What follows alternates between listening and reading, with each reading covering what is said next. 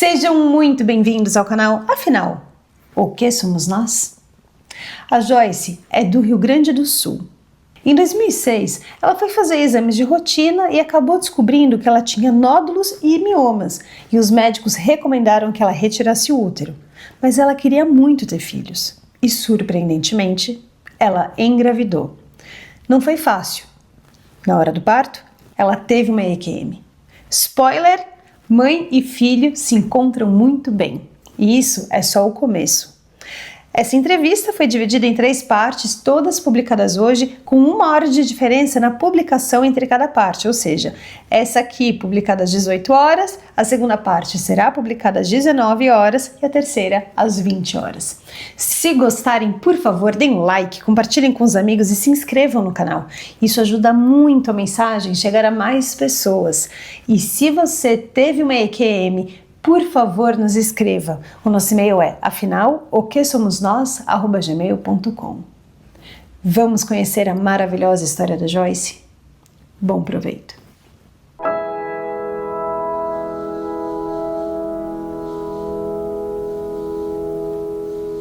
Boa tarde, Joyce. Muito obrigado por você aceitar compartilhar conosco do canal Afinal, o que somos nós, a sua experiência de quase morte, que eu acho que tem mais do que uma, né? E outras experiências muito interessantes. Peço, por favor, que você se apresente, nos diga de onde está falando e nos conte tudo sobre suas experiências com o maior detalhe que for possível. É assim que nós aprendemos mais sobre o que somos nós. A palavra está com você e, mais uma vez, muito obrigado. Boa tarde, Carlos. O meu nome é Joyce, sou de Gravataí, Rio Grande do Sul, casada, mãe de 2 filhos únicos, Vitor Lucas, de 18 anos, e Vitória, de 4 anos. Costumo dizer que sou mãe de 2 filhos únicos, que são pessoas de sexo diferente e 15 anos de diferença. Tá? Bom, a minha EQM acontece no ano de 2007. Tá? Preciso contextualizar para vocês entenderem o que aconteceu. Em 2006, eu fui fazer exames de rotina com o meu ginecologista, tá? Durante o exame, ele disse assim: Joyce, eu vou precisar que você faça alguns exames complementares com uma certa urgência, coisa que ele nunca tinha pedido. E eu fui, marquei, consegui acho que para a mesma semana aqueles exames, fiz, e para surpresa de todos, quando a gente foi buscar os exames, coisa que eu nunca fazia era abrir o exame antes do médico. E naquele dia me bateu uma intuição de abrir o exame. Era uma mamografia e uma ecografia abdominal. Na mamografia, quando eu abri, tinham 9 nódulos nos seios, 6 na mama esquerda e 3 na direita. 3 miomas, tá? E um pólipo de 9 centímetros. Quando eu voltei no médico, ele disse que aquilo era muito sério, me encaminhou para o mastologista, que eu deveria fazer biópsia. Enfim, eu passei por vários médicos, eu estou tentando resumir aqui, tá? Eu passei por muitos médicos, tá? Especialistas. Só que toda vez que eu chegava num médico, a única opção que eles me davam era a seguinte: tu precisa retirar o útero. A gente não tem o que fazer no teu caso. Comovida com o meu caso, a minha madrinha me indicou que fosse no médico dela, um médico muito conceituado aqui na cidade, inclusive ele fez parte do Médicos Sem Fronteiras, tá? Ela disse: não, vamos nele, que ele é o médico mais top aqui da cidade, vamos que ele vai te ajudar. Quando ele abriu o meu exame, ele disse assim: menina, o que tu quer? Tu precisa tirar esse útero para ontem. E eu disse: mas eu queria ter filhos. Não, menina, vai estudar, vai trabalhar, vai ser alguém na vida. É mais fácil tu conseguir uma bolsa de estudos na Espanha do que tu ter um filho. E a gente saiu dali, da consulta. A minha madrinha, muito triste, ela chegou a chorar. Só que enquanto o médico falava, uma voz dentro de mim disse assim: tu vai ganhar o teu milagre. Tá? E aí fui em inúmeros médicos, todos tinham a mesma resposta, que eu não iria conseguir, até que em outubro de 2006, eu estava no aniversário do meu irmão, tá?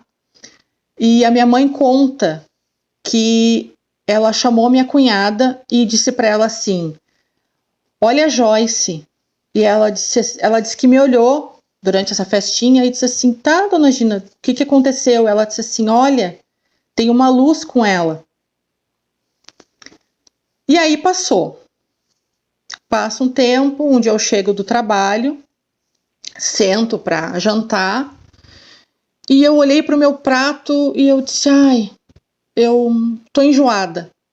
E aí a minha mãe disse assim: Joyce, quem sabe tu não tá grávida? E eu disse: não, mãe, impossível. Uma hemorragia que assim, Carlos, eu ficava assim 2 dias sem hemorragia e o resto era só hemorragia. Eu disse: não, mãe, não é. Ela disse: não, minha filha, por favor, eu insisto, volta no médico. Esse médico é aquele lá do começo que me pediu os primeiros exames, tá? Eu voltei nele e disse: doutor, eu quero fazer um exame de gravidez. Aí ele disse assim para mim: Joyce, eu entendo que tu tenha muita vontade, eu te conheço desde que tu era criança, e a tendência é que mulheres que têm muita vontade de engravidar e não consigam, elas têm os mesmos sintomas. Pode ser uma gravidez psicológica.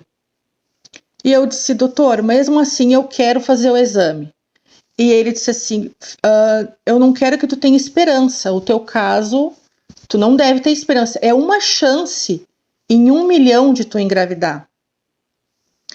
Eu fui fazer o exame ficava pronto no outro dia, eu peguei o exame, cheguei, levei para ele, no caso, né? E quando ele abriu o exame, ele se recostou na cadeira e disse assim: eu não acredito, Joyce, tu tá grávida? Bem assim ele falou: eu não sei o que tu fez, com o que tu mexe, mas tu conseguiu. Agora a gente tem uma bomba nas mãos. Por quê? Tu é gordinha, tá? E conforme o feto for evoluindo, for crescendo, os miomas também vão crescer, então eles vão disputar espaço dentro do teu útero. Então o risco de tu perder é muito grande, tá? Aí deu todas as recomendações, aquela alegria da família, aquela coisa. E aí eu passava assim, Carlos, eu tive diabetes gestacional, pressão alta e hiperemese gravídica, que é como se fosse um enjoo que tem durante a gravidez, que a mulher enjoa assim desde o primeiro dia até o último dia de gravidez. Então eu passava 3 dias em casa, 2 dias no hospital fazendo soro, porque eu não conseguia me alimentar com nada. Contrariando o que os médicos achavam que por eu ser gordinha eu ia engordar muito, eu emagreci. Foi ao contrário. Só que a questão da pressão foi ficando cada vez mais grave. Eu cheguei ao ponto de tomar 6-metildopa, que é a medicação que dão para grávida com risco de eclâmpsia, tá? Chegou no nível máximo. E aí, a previsão de parto do Vitor seria para 23 de agosto, tá? Quando chegou no dia 15, por aí, de junho, eu comecei a me sentir muito mal. Eu comecei a vomitar sangue, muito sangue. Só que eu sempre tive muita vergonha, eu não queria incomodar ninguém. Aí eu esperei, aí chegou dia 16, eu continuava com aqueles sintomas. Durante a noite eu percebi que o bebê não se mexia, tá? E aí eu resolvi ligar para o médico no dia 17 de manhã. Eu liguei para o médico e disse: olha, doutor, aconteceu uma coisa, eu tô desde ontem vomitando sangue e eu não sinto o bebê mexer. E ele disse assim: Joyce, vai agora pro hospital. E o hospital aqui de Gravataí, ele não tem UTI neonatal, teria que ser Porto Alegre, tá? Aí ele disse assim: tu quer, eu mando uma ambulância te buscar, tem que ser agora. E aí eu disse para ele assim, não, doutor, não, tá tudo bem, eu tô saindo. E aí eu liguei para minha mãe, que ela estava na casa de um tio meu lá fazendo churrasco, e eu liguei para ela e disse, mãe, olha, eu não quero que tu te preocupe, mas o médico mandou eu ir agora pro hospital. Não levou, acho que nem 5 minutos, meu pai estacionou o carro aqui na nossa casa, me colocaram para dentro do carro, meu marido, sem entender muita coisa, assim, entrou também, entregou a chave para a mãe dele, que morava aqui perto, e a gente foi. Durante o trajeto, para mim, assim, o dia estava lindo, estava maravilhoso, eu estava muito tranquila, muito tranquila. Chegamos no hospital, a equipe já estava nos esperando, o médico, inclusive, me xingou, porque ele disse que eu demorei para chegar lá, começaram os exames e tal, aquela coisa toda, até que em um determinado momento ele entra na sala que a gente estava e disse assim, vamos te preparar para cesárea de urgência, porque o bebê está em sofrimento. O meu marido entrou em choque, ele começou a chorar compulsivamente, e ele disse assim, cara, levanta, vai te vestir, porque é agora, tá? Claro que nesse período lá eles fizeram uma dieta comigo, dieta de alimento, dieta de água, tudo. E aí a gente foi para a sala de cirurgia. Quando a gente entrou na sala de cirurgia, que eu me lembro assim de ter deitado, aí eles me sentaram para fazer anestesia, tá? Ah, Joyce, não respira, aquela coisa toda que faz, né? Não respira, fica paradinha, a gente vai aplicar anestesia, aquela coisa toda. Me deitaram na maca de volta, e aí o médico foi colocar aquele líquido que coloca para, acho que é para esterilizar ali a barriga, alguma coisa assim. Quando ele colocou, eu dei um grito, eu disse, doutor, isso tá gelado, imagina junho aqui, é um frio horrível. E ele disse assim, ué, tu tá sentindo? Eu disse sim. Aí ele disse assim, vamos aplicar então uma nova dose. Me sentaram de novo, aplicaram uma nova dose. Me deitaram, e daí ele falou num tom até de deboche, porque ele achou assim, capaz que ela vai conseguir. Joyce, levanta a perna direita. A Joyce levantou a perna direita. Levanta a esquerda. Eu levantei a esquerda. Ele disse, tu tá sentindo as tuas pernas? Eu disse, estou sentindo tudo que tu tá fazendo aí comigo. Aí ele disse, vamos aplicar a terceira dose. Me colocaram sentada de novo, aplicaram a terceira dose. Aí me deitaram, e aí ele disse assim, tu tá sentindo teus pés? Eu vi que ele estava nos meus pés, e aí eu senti ele segurar meus pés. Eu disse assim, tô sentindo, e mexi os dedos. Ele disse, a gente não tem mais tempo. E aí ele pegou e comentou assim, quem eu salvo agora? E eu, antes que meu marido falasse qualquer coisa, eu disse assim, salva o meu filho. E aí, acho eu, Carlos, que aplicaram anestesia, tá? Eu não senti nada. Simplesmente, eu lembro de sentar, tá? Quando eu sentei, eu olhei para o meu lado, eu olhei assim para mim, não para o meu rosto, eu olhei para o meu corpo, saí caminhando e saí daquela sala ali e fui para um corredor. Nesse corredor, tinha uma enfermeira, roupa de enfermeira normal, uma enfermeira, ela estava limpando umas pecinhas redondas,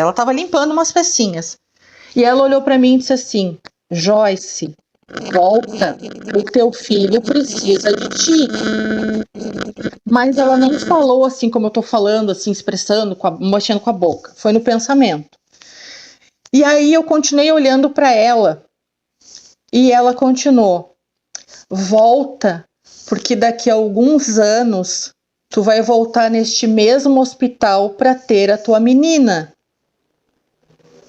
E Carlos, hoje, o que me chama a atenção é que assim, quando eu sentei e levantei da cama, eu não tava com aquela roupinha do hospital, que a gente coloca aquela camisolinha, né? Eu não tava.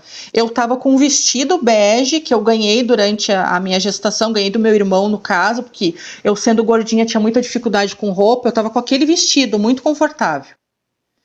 Depois disso que ela falou, eu não lembro de voltar pro meu corpo.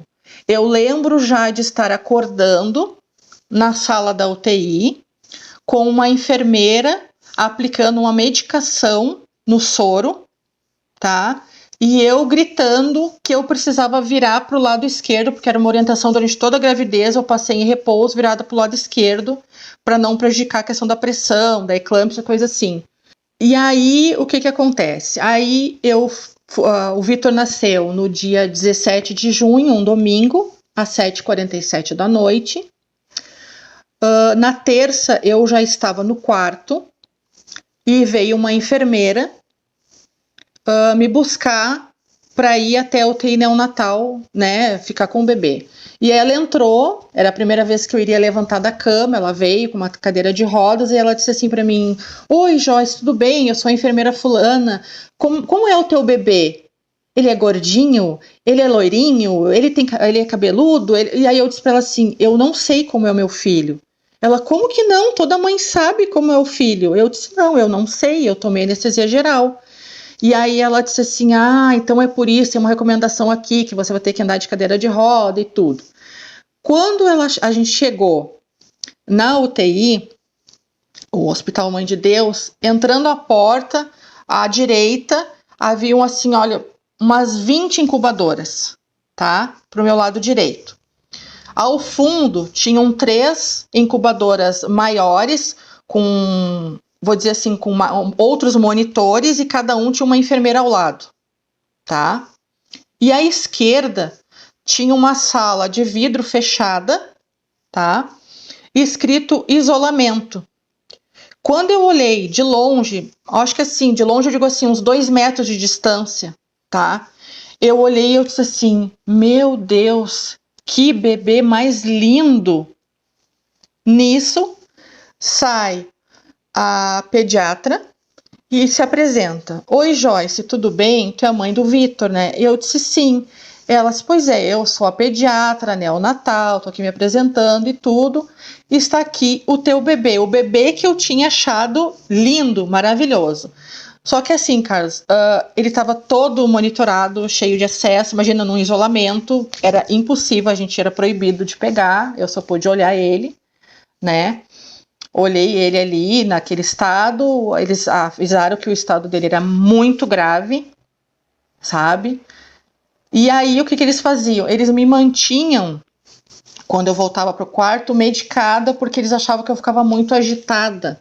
E também era perigoso, porque quem tem a pré-eclâmpsia, né, tem risco depois também. Essa foi a minha EQM. Claro que tem outros fatores aí depois, né, durante a estadia que a gente ficou no hospital aí, que você sabe, mas eu vou te deixar à vontade aí sobre essa questão aí da EQM. Você teve esses acontecimentos no hospital em seguida ao parto?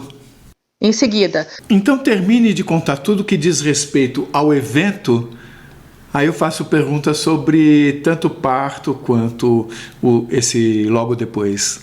Tá, perfeito. Cerca de 3 ou 4 dias depois, o quarto que eu estava era um quarto semi-privativo. E justamente nessa única noite eu não tive colega de quarto. Até inclusive eu comentei com a minha mãe, eu disse: "Eu não queria dormir sozinha aqui." Ela: "Não, minha filha, mas toda hora tem enfermeira aqui, vem aqui te ver e tudo." E aí me deram essa medicação para mim dormir. Eu dormi e simplesmente chegou um momento que eu acordei e tinha um sol no meu quarto. Esse quarto, Carlos, é um quarto que depois a gente foi, né, averiguar, esse quarto não pega luz solar, tá? Eu acordei, tinha um sol no meu quarto, eu levantei e eu disse: "Como assim?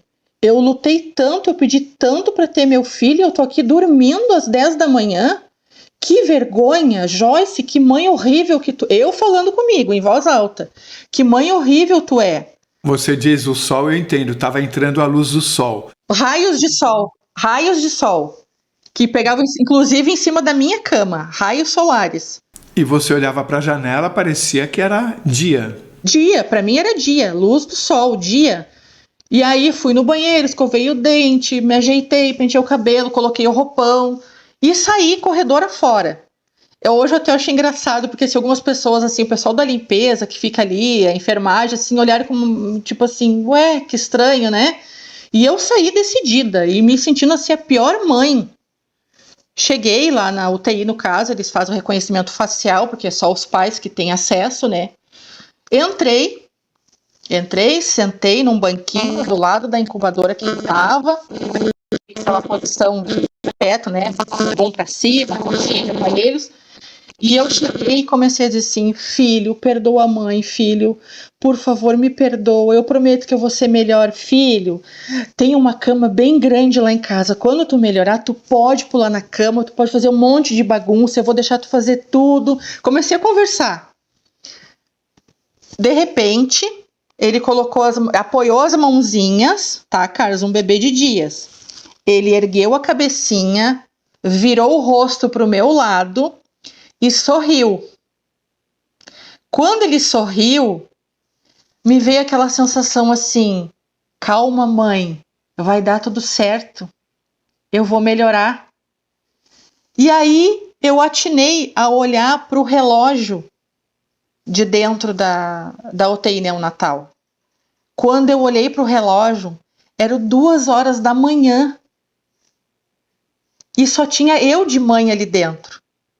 Aquilo ali me deixou assim muito emocionada, Carlos, quando aconteceu isso. Porque assim, como um sol dentro do meu quarto às 2h da manhã.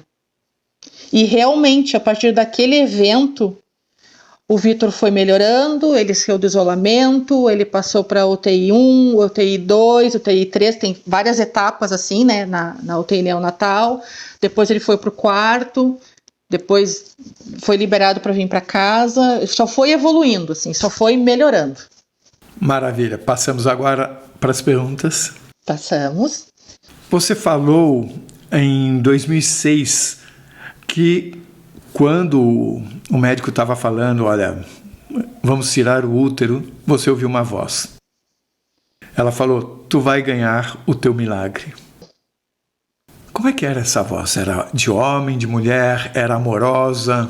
É uma voz de mulher, firme, mas muito amorosa. Você se assustou? Foi a primeira vez que você escutou uma voz? Não foi a primeira vez. E eu não me assustei. Assim, quando ela falou, eu tive tanta certeza. Eu sei que ele é um médico maravilhoso, cara. É um médico excelente, tá? Tem um currículo maravilhoso. Mas a sensação que me deu é que, assim, nem mesmo o médico mais sublime da Terra chega à capacidade divina de Deus. Eu até aproveito para, já que nem todo mundo vê todos os vídeos, né? Comento aqui que uma vez, durante uma EQM de uma pessoa que estava numa sala de cirurgia, ela estava numa situação que praticamente perdida aqui, e ela voltou e ela contou que ela ouviu lá, dos seres, não me lembro, durante a experiência de quase morte, que por mais acertos, por mais capacidade que tenham os médicos aqui, a decisão se a pessoa vai voltar ou não é tomada lá. É tomada lá, exatamente. E me diz uma coisa, você, em outubro de 2006, alguém, acho que sua mãe, não sei, falou: olha, Joyce. Isso, durante o aniversário do meu irmão. Tem uma luz com ela. Me explique, como assim? É porque você estava... Não, é que assim, ó, todos sabiam do meu problema e todo mundo sabia que o meu sonho era ser mãe. Eu costumava dizer assim, ó, que a partir do momento que tirassem o meu útero, tirassem o meu coração também, porque eu não queria viver. Era um comentário que eu fazia. E a minha mãe, ela tem uma sensibilidade. E ela conta que quando ela viu essa luz... Na verdade, assim, eu vou ser bem sincera. Uma voz chegou para ela e disse assim: olha a Joyce. E ela não deu bola. E aí essa voz voltou e disse assim: olha agora. E quando ela me olhou, ela viu uma luz entrar em mim. E aí, como ela ficou muito emocionada, ela puxou a minha cunhada e disse: olha, Joyce. E aí comentou com ela que eu estava grávida. E a minha cunhada disse assim: ai, como assim? Como que a senhora sabe? E ela disse assim: não fala nada, porque a Joyce não pode se emocionar. Vamos esperar que ela descubra sozinha. Que bom que você contou da sua mãe. É muito interessante isso. É uma pessoa muito especial, Carlos. E é uma mulher ou um homem que falou com ela? Eu nunca questionei, mas eu acredito que tenha sido uma voz feminina. Você falou que depois de 3 aplicações daquela anestesia local, né? Eu não sei se é peridural ou hack. Eu acho que é pra ganhar nenê. Você recebeu uma anestesia geral. Isso você sabe que recebeu. Sim. Mas você não se lembra, conforme você falou aqui, você não se lembra do ato da pessoa te preparando para anestesia geral? Não lembro. Eu só lembro do médico que falei, vamos, a gente tá. Ele disse assim, rápido, vamos aplicar geral. Só isso. Ah, tá. Disso você se lembra. Sim, disso eu lembro. E aí apagou e de repente você se viu se levantando. Eu não lembro de dormir. O que eu já me lembro é eu sentada na maca, tá? E eu virei e olhei. Eu não olhei pro meu rosto deitada, eu olhei pro meu corpo, não tive apego nenhum e saí caminhando. O que você via além do corpo? Você via o ambiente cirúrgico? Você via os médicos? Você via as luzes? Para mim, eu estava no mesmo ambiente. Para mim, era o mesmo ambiente. Para você estava acordada. Eu estava acordada. Aí você... Ok, vou dar um rolê. Não sei, eu sentei, vou sair daqui, vou sair caminhando. Saí caminhando. E detalhe, Carlos, que assim, naquele momento que eu saí, eu não lembrei que eu estava grávida, eu não pensei no bebê, eu simplesmente saí. Saí e aí cheguei nesse corredor que estava essa enfermeira, roupa de enfermeira normal, para mim era uma pessoa de carne e osso. E ela estava com umas pecinhas redondas, assim, limpando, como se estivesse esperando alguma coisa. E ela disse, Joyce, volta que o teu filho precisa de ti. E aí eu fiquei esperando uns segundos, assim, eu acho que eu fiquei indecisa, na verdade. E aí ela disse, volta, porque daqui a alguns anos tu vai voltar neste hospital para ter a tua menina. Quando você acordou com lembrança desta experiência de quase morte que você teve? Não. Quando que veio a lembrança? A lembrança veio, assim, logo depois, assim, aquele momento que eu acordei, porque eles estavam fazendo a medicação, eu não lembrei, eu só lembro que eu precisava virar pro lado esquerdo, e isso é uma coisa que eu reclamava, assim. Mas você lembrou no mesmo dia, no dia seguinte, semana seguinte, mês seguinte? Já no dia seguinte eu lembrei. E aí eu ainda comentei com meu marido sobre a enfermeira e tudo, ele disse assim, não, eu disse assim, a gente não trocou de sala? Ele disse, não. Como assim? Você comentou o que com ele, da enfermeira? Que eu disse assim, é aquela enfermeira que estava no corredor quando a gente foi trocar de sala. Ah, você achou que tivesse uma confusão na sua cabeça e que você tivesse trocado de sala. E isso, eu achei na minha cabeça que a gente tinha trocado. Ele disse, não, a gente não trocou de sala. Não aconteceu isso e não tinha enfermeira nenhuma. Então, a sua lembrança não ficou claro o que era de fato que tinha acontecido. Você achou que aquela enfermeira pudesse ser uma coisa que tivesse de fato acontecido. Isso, para mim, de fato tinha acontecido. Mas você contou para ele que você voltaria lá para ter uma segunda criança? Não, sabe por quê, Carlos? Porque assim, tanto o médico ginecologista quanto o cardiologista, eles foram muito, como é que eu vou dizer, muito firmes comigo. Eles disseram assim, Joyce, aproveita bastante essa tua gestação, porque o teu caso foi muito grave, tá? Provavelmente após um período tu vai ter que realmente tirar o útero, e se tu engravidar de novo, tu vai morrer no parto. Então, assim, eu não alimentei esse sonho, assim, eu tinha guardado comigo sozinha, assim, só pra mim. E quando você engravidou de fato da segunda filha, que sabemos que você engravidou, você contou para o seu marido? Não, assim, o que acontecia? Os médicos também falavam, assim, que pela minha idade, pelo meu peso, pelo histórico anterior, assim, as chances eram mínimas de acontecer, né? E toda vez que eu comentava com meu marido assim, olha, eu tô pensando em engravidar. Não, Deus o livre, agora que o Vitor já tá mais independente, vamos aproveitar a vida, não, de jeito nenhum e tal. E aí eu pensava assim comigo, não é por acaso aquilo que eu ouvi lá no hospital. E eu rezava, Carlos, e eu pedia assim para Deus, se não for da tua vontade, se for uma coisa da minha cabeça, tira essa vontade que eu tô de engravidar. E aí o que acontecia? Chegava no outro dia, eu via a cena de mamãe com bebê, eu via a cena, sabe aquelas cenas que a gente fica encantado? a vontade aumentava. Muito, muito, muito.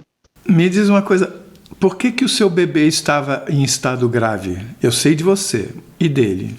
Ele, no caso, quando ele nasceu, ele teve pneumonia, já nasceu com pneumonia, teve parada cardíaca e apneia.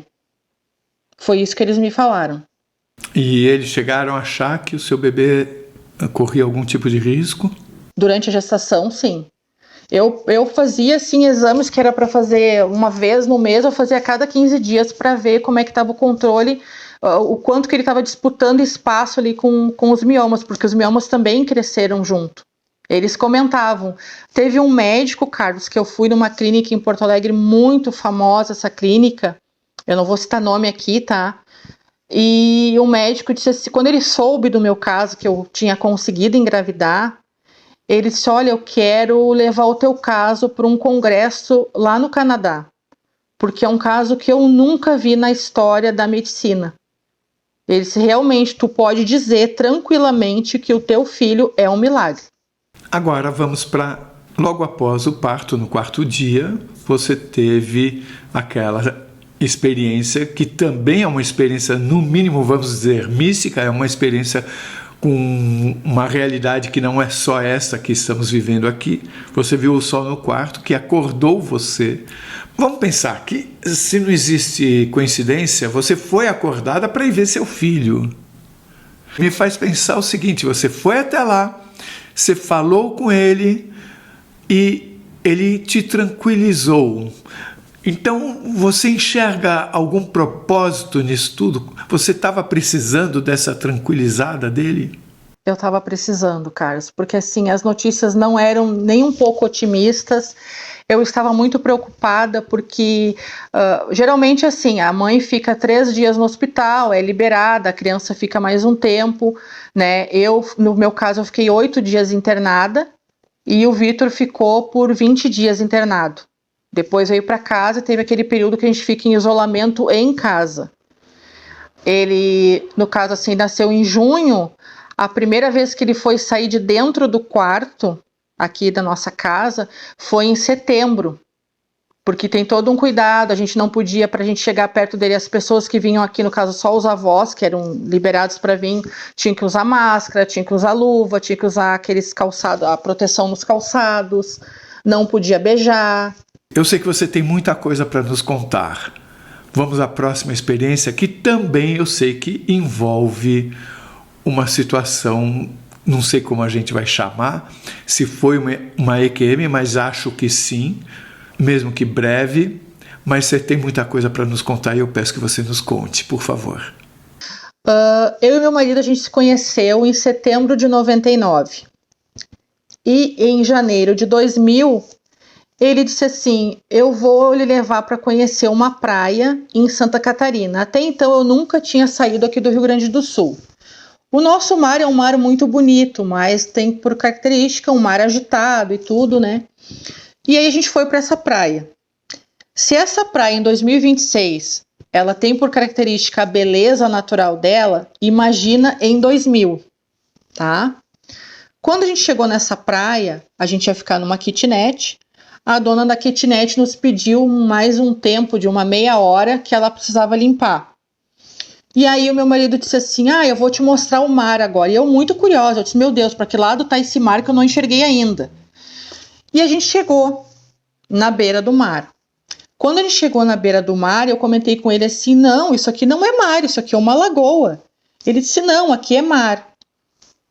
Nesse momento, eu olhei aquele lugar paradisíaco, virei para minha esquerda, tinha uma moça embaixo do guarda-sol, era por volta de meio-dia, com um menino por volta de 2 anos.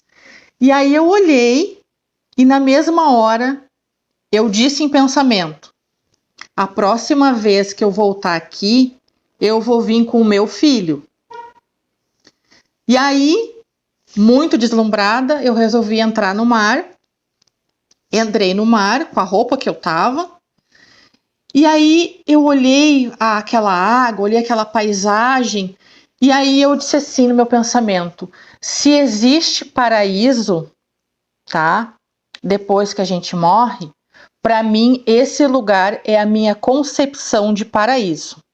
E aí, passa o tempo, lembro que em 2006 fiz exames, 2007 o Vitor nasceu. Voltamos nessa mesma praia em março de 2008. Eu já com o Vitor. Lembra que eu falei que eu voltaria nessa praia com o meu filho? E de 2000 até 2008, a gente batalhou para a gente comprar o nosso terreno, fazer a nossa casa, adquirir nossas coisas, que não sobrava dinheiro para a gente poder viajar para algum lugar. Nossa prioridade era a nossa casa. Nesse ano, tudo deu certo, voltamos nessa praia, alugamos uma casa de frente para o mar, pé na areia. Foi um primo meu com nós. Esse primo, ele é padrinho do Vitor, inclusive. E aí, durante aquele dia, todo mundo já tinha entrado na água, aproveitado aquela coisa toda. Eu com uma mãe, mãe com bebê pequeno, aquela coisa toda. E meu primo disse assim: Joyce, só falta tu entrar na água agora. E aí, ia passando um pescador e chamou a nossa atenção que tinha uma onda. Essa praia, a característica dela é ser uma praia tranquila, tanto é que é para criança, idosos e tudo mais. E aí esse pescador comentou com a gente que havia ocorrido por aqueles dias ali um ciclone em alto mar, por isso tinha essa onda. Quando a gente entrou na água, eu e esse meu primo, a gente um de frente para o outro, assim, conversando, a onda quebrava primeiro no nosso joelho. Daí a gente comentou assim, vamos pular essa onda aqui pra gente ficar num lugar mais tranquilo, ficar só aproveitando. Passou aquela parte da onda que quebrava no nosso joelho. A onda começou a quebrar na nossa cintura. A gente entrou mar adentro, tá? Porque esse é um mar que não tem buraco, tanto é que não tem até hoje, não tem salva-vidas nessa praia. A gente entrou até um ponto que a água estava no pescoço. E essa onda que quebrou desde lá do começo, quebrou na minha cabeça. E aí, aquele monte de água assim jorrando, me prendeu embaixo, assim, eu fiquei colada na areia embaixo. Eu tentava levantar, tentava fazer força para levantar e eu não conseguia de jeito nenhum. Até um certo ponto assim que eu parei de lutar, eu vi que eu não ia conseguir. E aí me veio aquela cena de eu dizendo que se existisse paraíso, aquele lugar era a minha concepção de paraíso, que era o lugar onde eu queria ir quando eu morresse.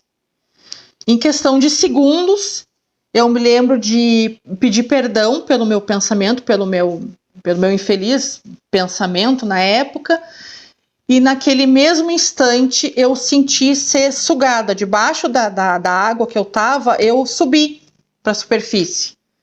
Eu subi, muito assustada ainda, tremendo, comecei a sair caminhando, o meu primo já estava fora da água, e ele disse, Joyce, aonde que tu estava? Eu olhei na volta, Carlos, não tinha ninguém dentro d'água, ninguém, já era entardecer, não tinha ninguém. E ele disse, Joyce, aonde tu estava? E eu não conseguia falar, eu estava assim muito nervosa, muito apavorada. Desde esse episódio eu nunca mais consegui entrar no mar, como eu entrava antes, sem medo nenhum, tá? Eu tenho muito receio do mar desde esse dia. Então esse é o meu relato aí, que linka no caso 2000 com 2008. Eu sei que você não sabe nadar, né? Você comentou isso comigo. Isso, é um detalhe que eu esqueci de falar, eu não sei nadar. E eu sou de Santos, na verdade, hoje moro em São Paulo. Sempre tive contato com o mar, e mar é algo para ser muito respeitado mesmo. Quando não se sabe nadar, no máximo água na cintura. Isso é o que sempre eu ouvi como recomendação. Eu queria entender o seguinte... O seu pensamento sobre o paraíso, eu achei engraçado você pedir perdão, porque não me pareceu uma coisa, você não estava querendo morrer ali, você estava só fazendo um elogio àquele lugar. Mas assim, a primeira coisa que me veio na cabeça era pedir perdão. Eu me senti culpada por dizer que ali era o paraíso. Hoje, olhando para isso, você ainda acha que foi mal você ter achado que ali era um paraíso? Ou teve uma coisa assim de você... demonstrar naquele momento, através do seu pensamento, que você queria continuar viva? Eu acho que foi a vontade de continuar viva. E também, Carlos, me vem muito na minha cabeça depois desse episódio, é que assim, ali era só uma pontinha do paraíso. Existem lugares muito melhores, muito mais bonitos. Era como se assim eu tivesse, a minha visão até ali então fosse muito limitada. Como me chamasse a atenção assim, que existem lugares muito mais bonitos. Com certeza deve existir, né? Não, tudo bem. Sempre o que vale para mim é o que a pessoa sentiu, né? Eu escutando você falar, me pareceu só um belíssimo elogio que você fez à praia. E o que me chama a atenção é você manifestou naquele momento o desejo de viver, o desejo de sair daquela situação. E você foi acolhida nesse sentido. Isso até me faz pensar em situações como a do Dr. Eben Alexander, que quando ele teve a meningite bacteriana, entrou em coma, ele estava num ambiente absolutamente tenebroso, segundo as palavras dele. Ele não acreditava em nada, ele achava que morreu, acabou e tudo mais. Teve um momento que ele virou a chave e ele pediu ajuda. Então, nesse momento que ele pediu ajuda, a ajuda veio. E isso é uma coisa que eu já vi repetida em várias entrevistas, que é como se o universo, chamemos assim, está ali pronto, mas como você tem um livre-arbítrio, é como se a ajuda só virá para você se você pedir. Porque a iniciativa tem que ser sua. Isso faz sentido para você? Muito sentido. E você disse que o seu primo, que entrou com você no mar, ele já tinha saído quando você saiu dessa situação. Mas essa situação, vamos dizer, pode ter demorado, imagino eu, normalmente, 1 minuto. Sabe, você lá embaixo, porque depois ou você ficar lá para sempre ou sair nadando, na minha lógica. Mas você me deu a entender de que passou algum tempo, no mínimo o tempo dele, ele deve ter procurado você, deve ter ficado preocupado, saiu da água, vocês estavam com água no pescoço, até sair da água vão vários minutos, e você disse que já estava o entardecer. Quanto tempo você acha que passou entre você ter essa situação e sair dela? Olha, eu acho sinceramente que, no mínimo de 2 a 3 minutos, assim, contando no relógio. Mas em 2 a 3 minutos ele não sai da água e procura você. Pelo que você me falou... É a sensação que eu tive, só que quando eu fui sugada para cima da água, assim, que eu voltei, assim, ele já estava fora da água e me procurando. E aí ele gritou, ele disse, Joyce, onde tu estava? A sensação que eu tenho é que tem alguma coisa para a gente entender aí sobre o tempo. Eu já comentei também que uma vez eu fiz uma entrevista com uma pessoa que estava em afogamento e de repente ela se viu sentada na areia. E eu comentei que eu não editei essa parte da entrevista dessa pessoa, porque ela teve uma outra EQM, eu deixei só a outra porque eu mesmo não soube o que fazer com aquela informação. Como assim? Teve um afogamento e de repente se vê sentada na areia. Que é algo que pergunta eu vou fazer, como é que eu vou entender isso? De uma certa forma, algo do gênero aconteceu com você também. Eu nunca parei para pensar o tempo, que eu só me lembro assim que era muita água e deu lutar bastante para tentar sair daquela situação, de sair debaixo daquela onda e não conseguir. E aí simplesmente eu pensar assim, não tenho mais força, não vou mais lutar. Enquanto você estava lá embaixo d'água, fora esse pedido de perdão pelo que você tinha pensado antes, você teve algum outro tipo de sensação? Não, só me veio aquela cena de eu dizer que ele é concepção de paraíso e na mesma hora vinha aquele impulso de pedir perdão. E você falou que foi sugada, você sentiu alguém te puxando? Como é que foi essa situação? Eu estava lá embaixo deitada, na horizontal, e simplesmente eu senti como se tivesse acontecido um vácuo dentro d'água. Ocorreu um vácuo e eu fiquei em pé. Agora eu vou pedir para você me contar suas outras experiências, desde quando você nasceu até hoje, o que você tiver para nos contar. Mas antes eu queria fazer uma pergunta que eu esqueci de fazer durante a sua experiência de quase morte. Aquela enfermeira que você viu, é interessante que ela estava com roupa de enfermeira, tudo normal, mas você não, né? Você estava com vestido. Um vestido bege, que até pouco tempo eu tinha ainda ele, que presente do meu irmão. Uma roupa que geralmente eu usava muito, porque com a dificuldade que eu tinha por ser gordinha e por estar grávida, era o que eu mais usava. Eu não estava com a camisola do hospital. E é interessante também que ela não parecia vinculada à situação. Não é que ela estivesse ali, como a gente vê várias vezes, quando uma pessoa está numa cirurgia que pode correr algum risco, aparecem esses seres que não estão na matéria para fazer alguma coisa naquele momento. Ela não, né? Ela estava no corredor. Se você não fosse para o corredor, você não ia encontrá-la. Não, ela estava no corredor, como eu te disse, assim, limpando umas pecinhas, tipo um carrinho, assim, de enfermagem, acho que era, e ela limpando umas pecinhas redondas ali, e aí falou aquilo para mim, falou em pensamento, no caso que eu digo, né? Ou seja, ela falou com você por telepatia, por pensamento, e isso pareceu normal para você, né? Para mim, muito normal. Não fiquei surpresa. Tá bom. Então vamos agora contar sua história. Que outras experiências místicas você tem? Bom, Carlos, eu lembro nitidamente de antes de nascer. Não deixem de assistir a segunda parte da entrevista da Joyce, que já foi publicada ou será publicada nos próximos minutinhos. Você vai amar. Se você gostou, por favor, se inscreva no nosso canal. Dê likes, faça comentários, compartilhe com seus amigos. Toque o sininho, porque assim você sempre fica sabendo quando chega vídeo novo saído do forno. E se você tem alguma dúvida ou passou por uma EQM e gostaria de compartilhar a sua história com o mundo, por favor, nos escreva. O nosso e-mail é afinal-o-que-somos-nós@gmail.com. Essa é uma nova fronteira do conhecimento humano. Vamos juntos atravessá-la?